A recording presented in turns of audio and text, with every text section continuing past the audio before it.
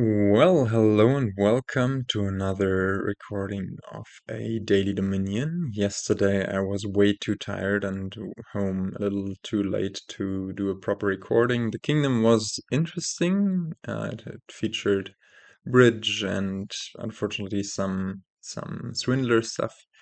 But yeah, I only had a very quick go, 5 minutes run at it, and yeah, no time to set up the recording stuff. But today we do have another fairly interesting kingdom that looks pretty crazy. I have not thought about it all too much today, but I have created some opening hints, and yeah, we'll get to the gist of this hopefully. And here you can see the cards that are in this kingdom. And notable cards here are, well, there are a bunch of them, but let's start with the most obvious ones. Recruiter is always super strong. You draw two cards, trash a card from your hand, +1 villager, so portable action per one it costs. Kind of anti-synergizes with Canal, as Canal will make the cards cost one less. I haven't shown you the projects yet. Um, you can also see the artifacts that are in the kingdom. And yeah, but as long as you don't have Canal, Recruiter is great at trashing estates. And in kind of a synergy, Hideout is really bad at trashing estates, but good at trashing coppers. So these really nicely work together if you get both of them. Sculptor is also great, especially with cost reductions such as Canal, as it will allow you to gain a card costing up to 4. So once you have acquired Canal, you will be able to pick up, I don't know, Seers,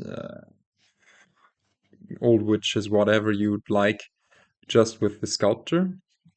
Old Witch is kind of a nasty attack, and you get to curse your opponent and draw 3 cards, but here maybe the action situation might look a bit dire after buying Canal, so you won't like to use your actions to... like, Hideout can provide some extra actions, but since there is no plus buy and Sculptor is the only extra gains, yeah, seems like it.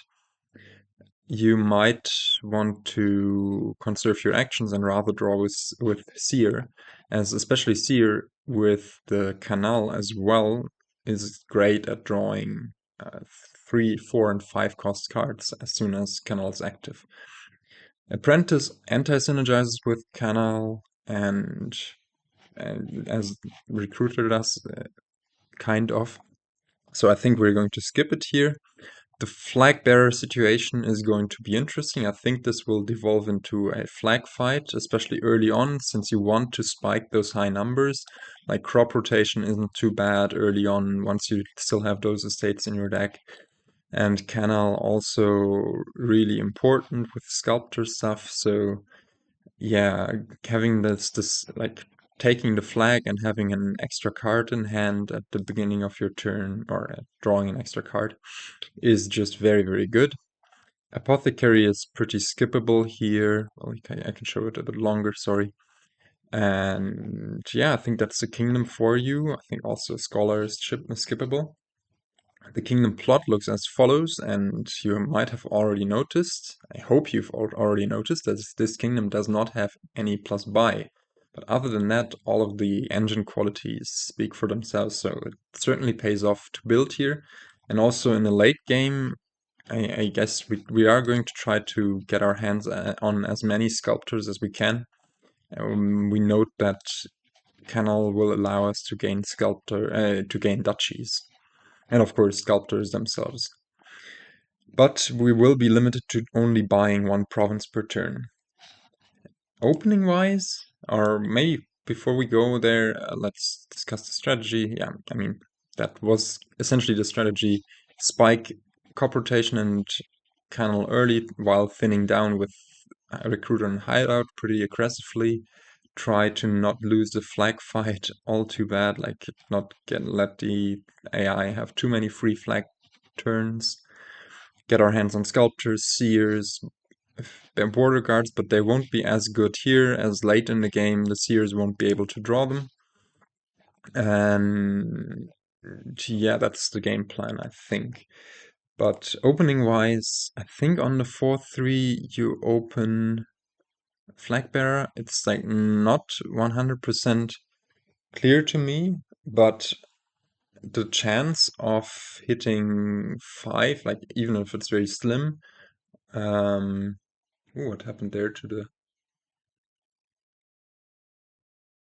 hideout on 4? Weird. Sorry. The text looks a bit jumbled. But anyway, sorry, I'm getting distracted. Yeah, just as the chance of hitting Recruiter turn 2 is great. Also, the chance of the AI not having the 4-3 or not being able to buy the flag back is great. And also, if the AI does have the money to buy the flag on turn 1, then, well, at least you had it for a turn and might have it in deck to trash it later. And I think it's correct. And even if you hit 4 on turn 2, then you can still buy Hideout.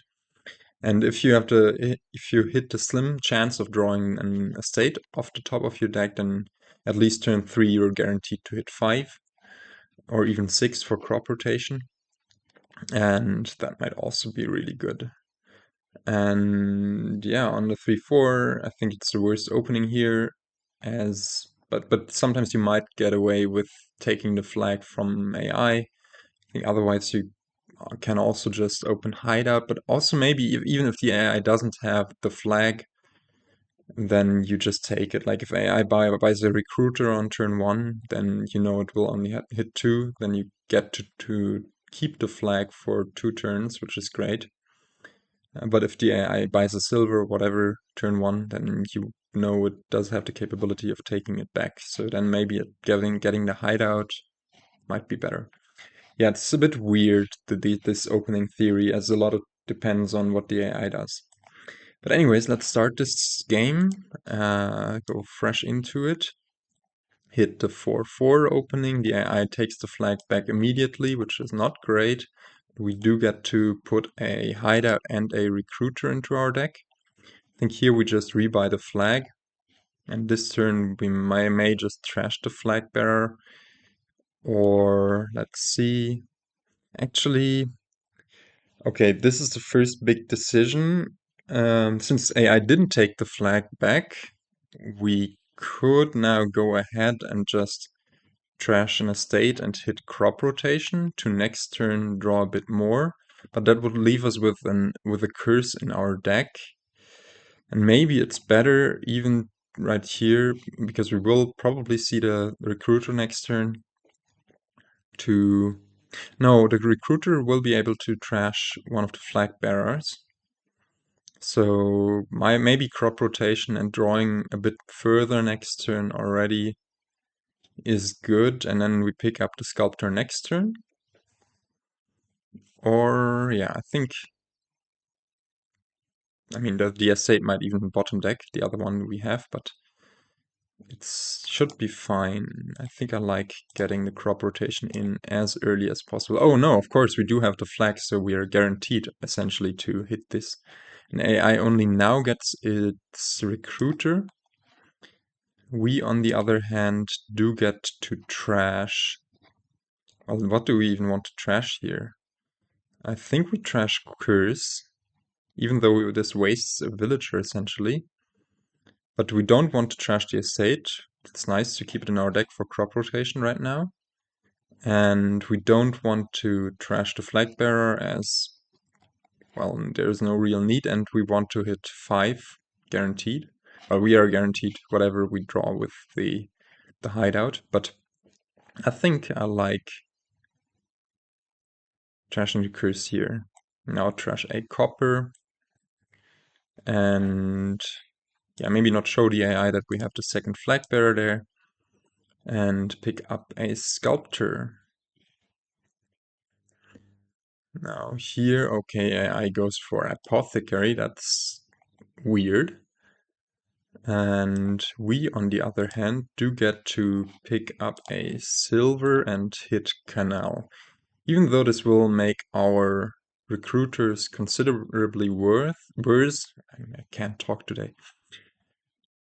I think we now want to pick up a bunch of sculptors as quickly as possible, and this will be enabled by buying Canal there. We can get rid of one of our flag bearers here, we won't need them anymore. I think, yeah, this is all looking good. The sculptor can pick up sculptors. We can get rid of a few villagers here. I do think we want to keep some. And actually the neat thing we could in principle do, we could gain a Seer here and top deck the estate, but I actually don't think it's worth it. So we maybe just get one more Sculptor in deck and then leave 2 villagers for the next turn and end our... Because we can always just gain another Recruiter for extra, if we are in need of extra villagers, and we still have the flag, the AI hasn't contested it. So I think we just buy another Sculptor here, and the Sculptor will enable us to do anything we like in order to keep going with the 2 villagers especially. Now, okay, AI is moving along, but AI notably doesn't have crop rotation, doesn't have Canal, and here we might as well play the Recruiter first. We're going to trash one of the flag bearers anyways. And now I think we gain Hideout, then Recruiter, and then more Sculptors.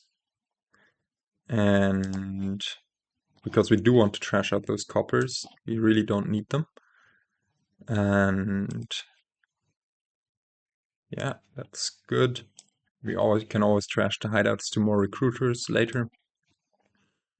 And now we pick up a Seer to top deck an estate and draw the rest of the stuff, what's in there. I don't remember how many coppers we trashed, but there should be Sculptor and a flag bearer in there, which we can draw. So get the Seer, and yeah, one of the last Sculptors can also pick up more silvers in order to hit Province already this turn. Play the Seer nicely, top deck an estate. One more hideout, I guess, is fine. Let's trash those next turn to a Recruiter. But for now we can just gain more Sculptors, gain more silvers. So we have exactly 7 now.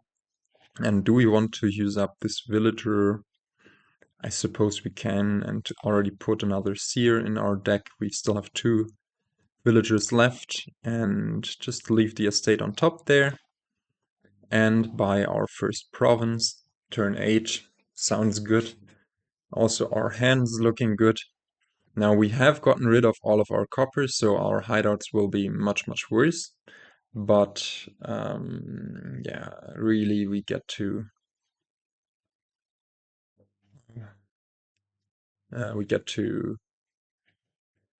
trash them to each other, or I think it's even better to trash them to a recruiter. So why not start like this? Trash a hideout to a recruiter, get another recruiter, trash another hideout to a recruiter. Let's draw a bit, and we can get rid of this copper, I guess. Another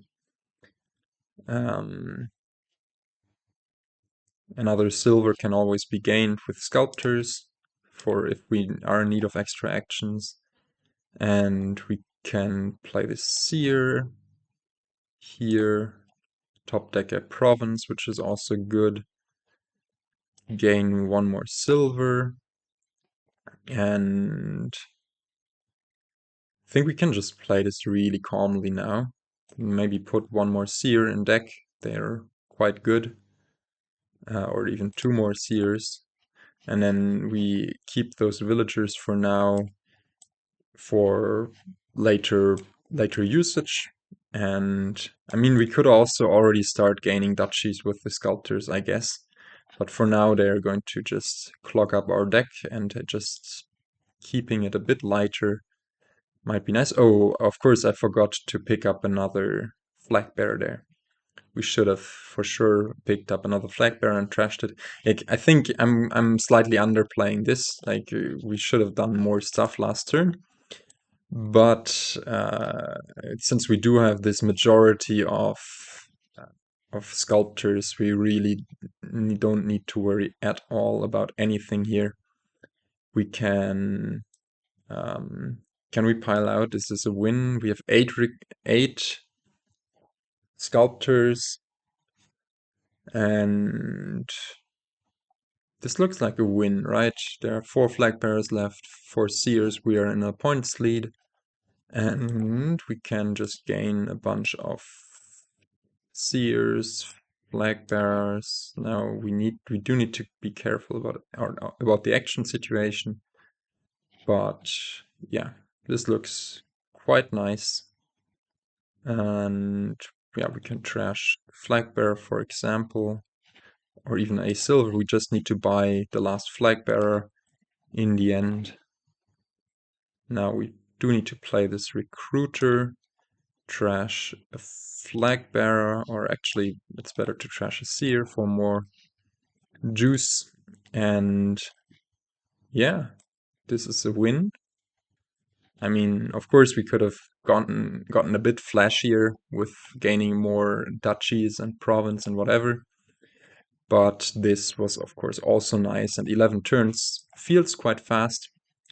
But also, I gotta say, we were rather lucky that AI did this weird potion detour. Like, I don't think you should do the potion detour. And the apothecary just falls off immensely, especially like comparing it to how nice our seers were in the end. And yeah, I don't know. I liked how this played out, but also AI didn't put up that much of a challenge. Also, AI did not contest the flag early on, and then when it contested the flag, we were already so far ahead. We had all of the sculptors and all of the stuff. And also AI didn't hit the price points for crop rotation. Canal, maybe it had awful draws, I don't know. But yeah, I think it's like the main difference here is this turn when it by the potion. I guess this sculptor might have needed to be a recruiter just to get thinner a bit faster, and then turn 4, okay, if you hit 3, you go for border guard or silver. Border guard is still okay there. And turn 5, recruiter is also fine in the context of what it had, but then this potion completely wrong. Completely wrong, especially since we had the flag at that point. So yeah, don't go for that. In any case, that wraps up this video. I just realized I've forgotten to prepare to show off Pianist's collage. I will just do so right now. 3, 2, 1. And there I've prepared it, and you can see it here now. Can you find 5 different objects that are in there that have been in our kingdom? I'll give you 5 seconds, or you can pause the video, whatever. 5, 4, 3, 2, 1. And yeah, it's only 5 now, but I mean, the collages are still awesome. I fully understand that it's sometimes super hard to set aside the time for such fun things. Like, uh, I really do. So I still appreciate those whenever they come up. And yeah, I'm now going to spoil the solution, although it is with just 5, it is pretty easy, I guess. So we have recruiter in there, we have scholar in there, like the chandelier. We have the flask on the right side of the thingy. And then in the background, very ominous, looming behind the recruiter, we have the hideout guy. And of course, everything is up in flames in the background because Apprentice didn't have his magic under control, or her, I don't know, their magic under control. Yeah, pretty nice, pretty neat. I hope you enjoyed this show off, and yeah, also the playthrough of this kingdom. and I will try to catch you in the next one, whenever that may be. Goodbye.